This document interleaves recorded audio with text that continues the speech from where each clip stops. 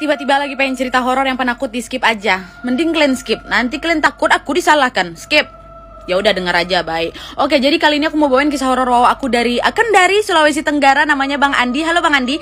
Jadi kali ini Bang Andi mau berbagi pengalaman horornya kepada kita. Ini terjadi waktu udah lama kali, waktu beliau masih SMA. Jadi kisahnya di desanya Bang Andi itu punya kayak kebiasaan anak-anak remajanya gitu loh. Jadi setiap kali Ramadan mereka suka main peta umpet. Udah besar-besar masih main peta umpet ya. Mungkin kebiasaan juga di sana kayak gitu.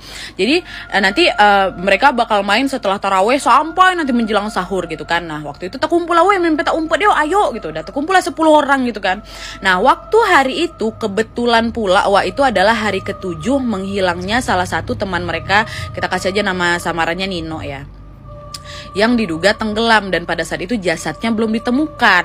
Dah, waktu itu masih dalam tahap pencarian. Udahlah tuh, mainlah ini. Nah, peraturannya untuk main peta umpet di sana itu 5 orang yang jaga, 5 orang yang sembunyi gitu. Nah, waktu itu Bang Andi dapat giliran yang bersembunyi. Bang Andi sama 5 kawannya nih ya, kita kasih nama samaran juga. Bang Andi, Ferry, Aan, siapa lagi? Faisal, Fahmi, dah 5 nih, sembunyi, udah sembunyi lah set gitu. Nah, waktu itu Bang Andi sama 3 orang temannya ini pergi ke arah perumahan. Nah, salah satu kawannya yang namanya si Fahmi pergi dia ke arah perkebunan. Dah lah tuh, dibiarin aja, udah sembunyi lah ke sana.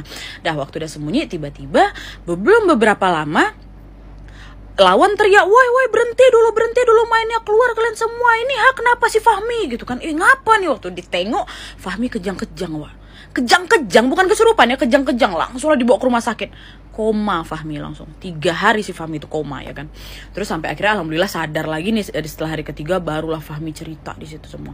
Jadi ceritanya waktu itu, waktu Fahmi pergi ke arah perkebunan itu, dia pikir dia pergi sama si Andi, karena memang dia tengok dia jalannya sama Bang Andi gitu kan. Padahal Bang Andi kan ke arah perumahan, pergilah di ke arah perkebunan itu.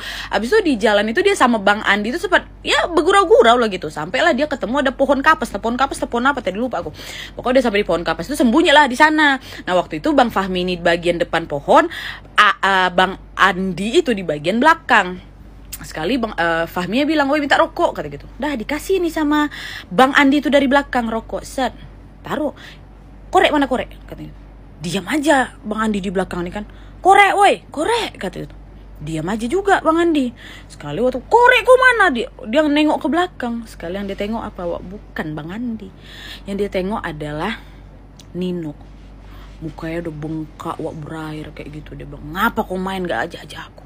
Kata kita, langsung kejang-kejang di situ. Dan semenjak saat itu desa tuh langsung melarang keras orang bermain peta umpet di situ. Gimana kabarnya Nino? Aku kurang tahu, soalnya Bang Andi cerita sampai situ aja. Kirimkan Al-Fatihah aja buat Nino ya. Makasih ya Bang Andi. Sana pas aku cerita ini. Tiba-tiba lagi pengen cerita horor yang penakut, di skip aja. Kali ini aku mau bawain kisah horor wawa aku dari Jakarta Barat, namanya Kakak Laditya Agista. Jadi kisahnya ini terjadi tahun 2018 lalu ketika Kak Agista ini masih menjadi perawat magang di salah satu rumah sakit rujukan terbesar BPJS di Jakarta Barat, Wak. Jadi kisahnya di UGD itu kan ada beberapa zona, ada zona 1, zona 2, zona merah, ada juga namanya triage, triage, kurang lebih kayak gitu, mohon maaf kalau salah. Pokoknya tempat kaji keluhan pasien lah di UGD itu. Nah, di malam itu juga lagi rame tuh yang piket. Ada 10 perawat, ada 2 dokter, terus ada 2 bidan. Nah, karena pasien waktu malam itu nggak terlalu banyak, Wak, jadi mereka ada yang gantian tuh, ada yang istirahat, ada yang berjaga malam. Nah, yang berjaga malam pada saat itu termasuk Kak Agista, karena Kak Agista masih punya tugas untuk observasi pasien HD, namanya Nyonya B ya.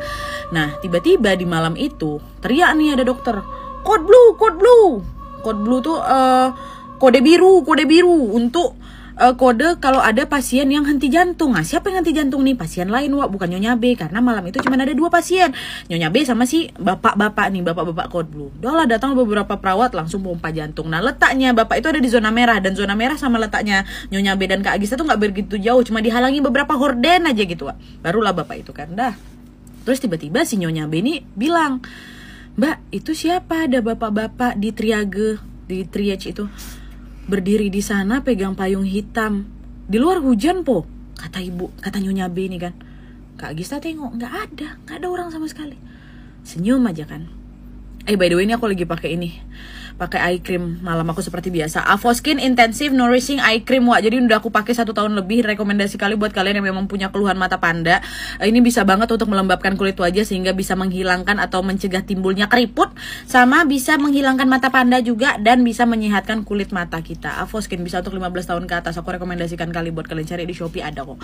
Oke, kita lanjut lagi. Jadi setelah itu 2 menit kemudian ibunya langsung tarik nafas. Mbak, di belakang Mbak panas nggak? Enggak Bu, kenapa? Itu bapak-bapak tadi, bapak-bapak yang dipompa jantung lagi berdiri di belakang Mbak. Dia dari tadi pengen masuk ke badan Mbak tapi saya larang. Dia lagi nunggu anaknya datang karena anaknya lagi kehujanan. Bapak-bapak yang pegang payung itu lagi nungguin dia. Dari tadi memang pengen masuk ke Mbak, cuman saya larang. Akhirnya dari tadi dia memang udah di sini Mbak sama kita bertiga. Dia cerita sama saya bagaimana keluarganya dia. Nah jadi itu kisahnya waktu bapak itu dipompa jantung, bapak itu kayak nembus horden gitu, Wak, mendekati dia. Cerita panjang lebar. Nah waktu cerita itu si bapak itu memang lagi dalam kondisi menurun banget gitu. Sama dia bilang tolong bilangin ke anak-anak saya jangan berantem ya, jangan rajin berantem. Dan di malam itu bapaknya meninggal dunia. Innalillahi wa inna ilaihi raji'un. Karena malam Jumat, pas pula malam Jumat Kliwon, gak mungkin kita gak cerita horor kan. Yang penakut di skip aja. Jadi kali ini aku mau bawain kisah horor wawa aku dari Bandung, namanya Nona Derby. Halo Nona. Jadi Nona ini ingin berbagi pengalamannya waktu sedang menjaga neneknya yang lagi koma di sebuah rumah sakit yang ada di Bandung, Wak. Jadi kisahnya waktu itu karena neneknya lagi koma, lumayan banyak tuh yang nemenin neneknya di rumah sakit, termasuk Nona, ibunya, kakaknya, sepupunya, tantenya gitu kan. Udahlah jaga si nenek. Udah agak malam tuh, mungkin mereka lagi suntuk apa gimana. Nona, kakaknya, sama 2 orang sepupunya keluar dari ruangan, pengen kayak main-main gitulah, tapi masih di sekitaran situ. Jadi situ kan ada tempat jaga suster tuh. Mereka main di situ. Dan anyway juga si Nona ini bisa nengok, Wah ya, bisa indie home, dia bisa nengok-nengok setan. Dah, balik lagi. Mereka mainlah daerah situ. Nah kebetulan waktu itu suster lagi nggak ada. Dah, terus ya biasalah tempat suster tuh apa sih? Biasanya ada meja, terus ada tongkat infus, ada kursi roda, ada kayak gitu. Terus ada loker isi berkas-berkas. Lokernya besar kali, Wak, katanya. Nah, terus di samping loker itu ada lorong panjang tak berpintu kan. Dah mainlah mereka, main sampai nggak kerasa udah jam 23.40 malam. Terus mereka ngobrol, belum masuk ruangan lagi nih. Mereka ngobrol, terus tiba-tiba dengar ada sesuatu yang jatuh dari atas loker. Apa tuh? Waktu mereka cek, oh itu ada berkas warna biru, Wak. Warna biru. Kenapa kok tiba-tiba jatuh? Udah dek, balikin aja, kata kakak ya kan. Pas mau balikin, dilihat ternyata surat kematian seorang pasien yang dikeluarkan dari rumah sakit itu. Mak, kok bisa jatuh sendiri ya? Udah jatuh biasa tuh, taruh lagi kan. Taruhlah nih. Pas ditaruh, tiba-tiba mereka berempat dengar ada suara tapak kaki heels, tapak heels, ting tung tung tek tek tek gitu kan. Dengar nih semuanya. Dan waktu mereka balik badan, mereka ngelihat dari lorong itu keluar ada sosok suster dengan busana suster ala Belanda gitu, Wak. Ada topinya, besanggul, ada sepatu heelsnya, jalan tapi tak berbadan. Bayang kalian kan, jadi itu macam jalan sendiri. Sak bajunya, sak topinya, sak ini sanggule, sepatunya ono jalan tapi ono badannya. Lawan jalan. Apa tuh?